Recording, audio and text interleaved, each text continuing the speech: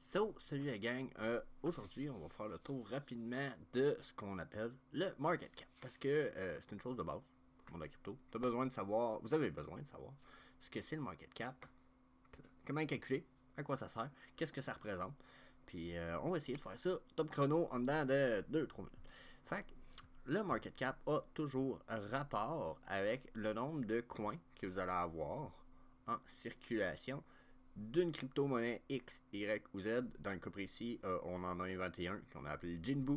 Puis on a notre Bitcoin qui a 18 730 900 Bitcoin en circulation. Je me rappelle pas si quand j'ai fait cette fiche-là, le nombre était bon, mais peu importe si le nombre est bon, on va y aller de toute façon très hypothétique, juste pour s'assurer d'être capable de suivre un peu le cours de l'explication. Donc le market cap, ça se calcule d'une façon assez précise. Ça se calcule ici en calculant le nombre de coins en circulation fois le prix de chaque coin. Ça veut dire que si j'ai 18 000 bitcoins en circulation, 18 millions de bitcoins en circulation, puis que le prix de chaque un de ces bitcoins-là, c'est une pièce, ben le market cap du bitcoin va être de 18 730 900.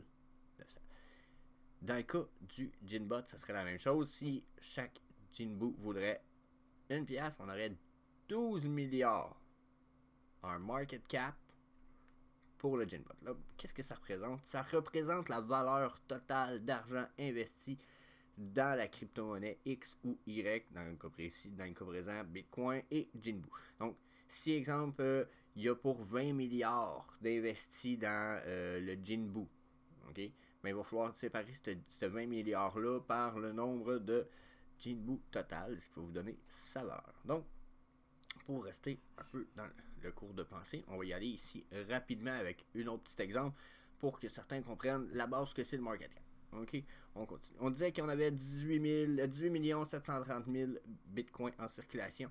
Puis le prix actuel de chaque bitcoin est de 35 000 dans cet exemple-ci.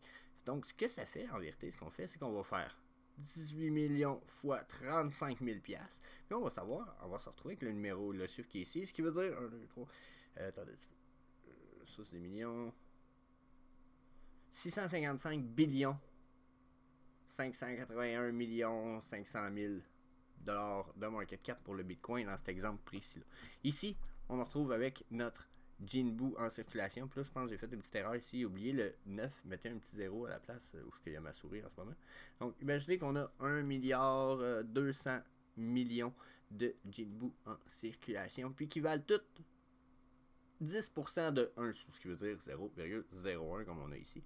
Ben, notre market cap va être de 1 milliard 200 000 pour le Jinbu.